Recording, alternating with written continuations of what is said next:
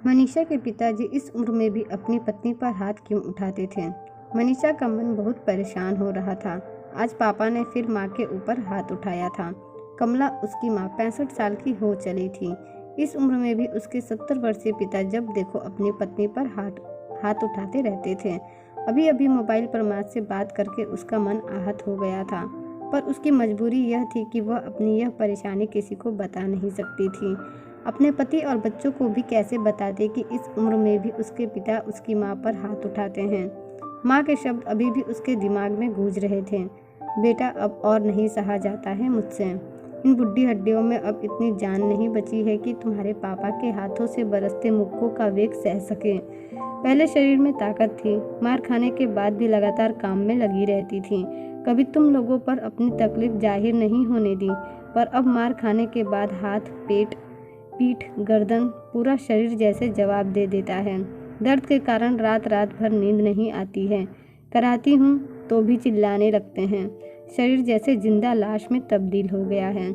जी करता है या तो कहीं चली जाऊं या फिर मौत ही आ जाए, ताकि इस दर्द से हमेशा के लिए छुटकारा मिल जाए। पर दोनों ही बातें नहीं हो पाती। अब तो चलने तक की भी मोहताज हो गई हूँ। मनीषा माँ के दर्द, पीड़ा और बेबसी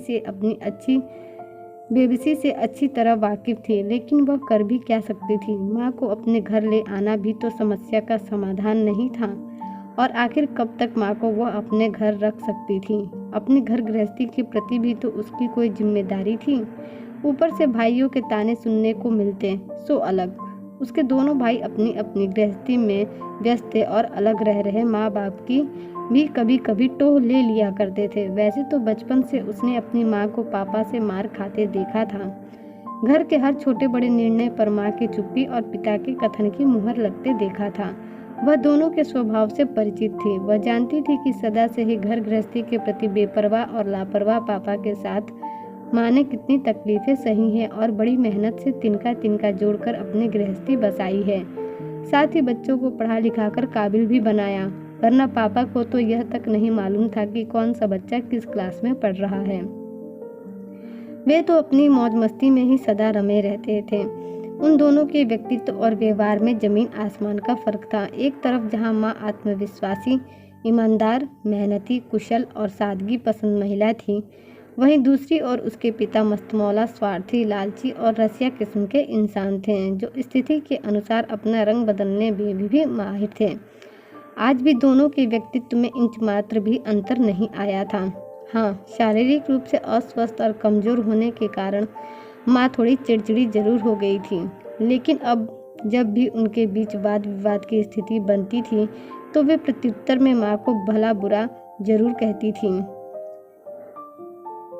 यह बात पापा को कतई बर्दाश्त नहीं होती थी। आखिर सालों से वे उन होठों पर चुप्पी की मुहर देखते आए थे, सो इस बात को हजम करने में उन्हें बहुत मुश्किल होती थी कि उनकी पत्नी उनसे जबान लड़ाती है। दोनों भाई भी ये तो माँ को बहुत प्यार करते थे, लेकिन उनकी आपसी लड़ाई में अक्सर पापा का ही पक्ष लिया करते थे। मनीषा को मालूम था कि पिछली बार जब पापा ने माँ पर हाथ उठाया था तो अत्यधिक आवेश और क्षोभ में माँ ने भी उनका हाथ पकड़कर उन्हें झिंझोड़ दिया था और सख्त ताकीद की थी कि वे सब नहीं सहेगी। तब आनन फानन में पापा ने सभी बच्चों को फोन लगाकर उन्हें उनकी माँ द्वारा की गई इस हरकत के बारे में बताया था। तब छोटे भैया ने घर पहुंचकर माँ को खूब लताड़ लगाई थी और यह तक कह दिया था कि आपकी बहू आपसे 100 गुना अच्छी है, जो अपने पति से इस तरह का व्यवहार तो नहीं करती है। पता नहीं, पर शायद उनकी भी पुरुषवादी सोच माँ के इस कृत्य से आहत हो गई थी। मनीषा को बहुत बुरा लगा था। आखिर इन मर्दों को यह क्यों नहीं समझ में आता कि औरत भी हाड़ मांस से बनी एक इंसान है। वह कोई मशीन नहीं है जिसमें कोई संवेदना ना हो। उसे भी दर्द और तकलीफ होती है। वह भी कितना और कब तक सहे, और आखिर सहे भी क्यों।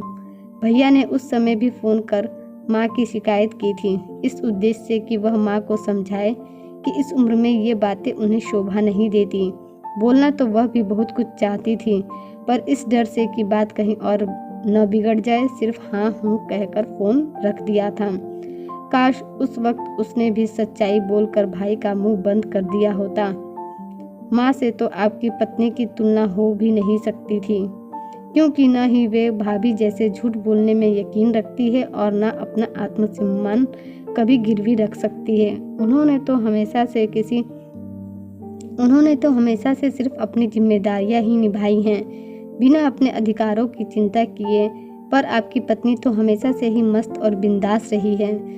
जब जब आपने उनकी मर्जी के खिलाफ कोई भी काम किया है, तब तब उन्होंने क्या क्या तांडव किए हैं, क्या आपको याद नहीं है? और अब जबकि आप उनकी जी हुजूरी में हमेशा ही लगे रहते हो, तो वे आपका विरोध करेंगी ही क्यों? भाभी को याद करते करते मनीषा के मुंह में जैसे कड़वाहट सी घुल गई।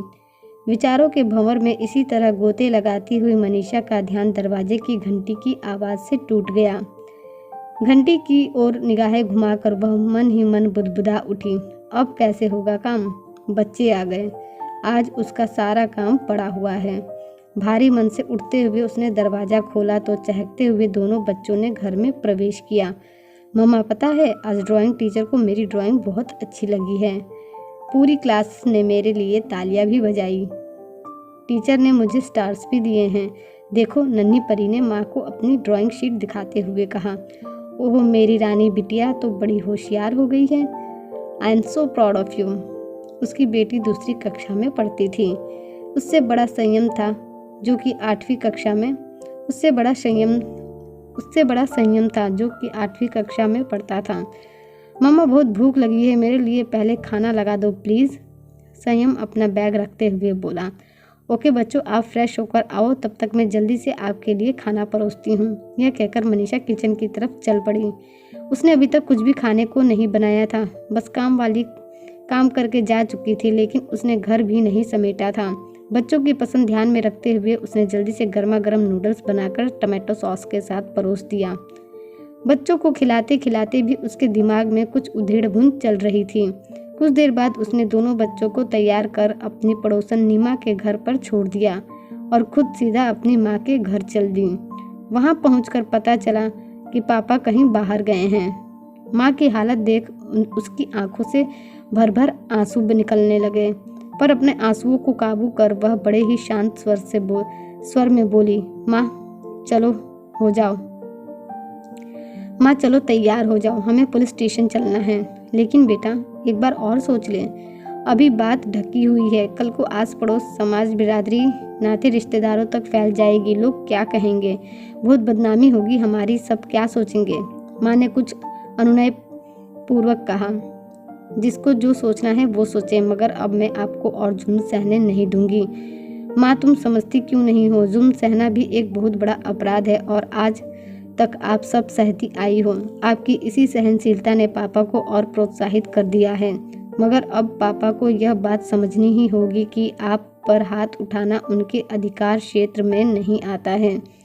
माँ को तैयार कर ऑटो में उनका हाथ थामकर उनको साथ बिठाती मनीषा ने जैसे मन ही मन ठान लिया था, अब बस पापा, आप अब मम्मी पर और अत्याचार नहीं कर पाएंगे। दोस्तों, आपको मेरी आज की कहानी कैसी लगी कमेंट करके ज़रूर बताइएगा। ऐसी ही कहानियों के लिए हमारे चैनल को सब्सक्राइब कर लीजिए। धन्यवाद।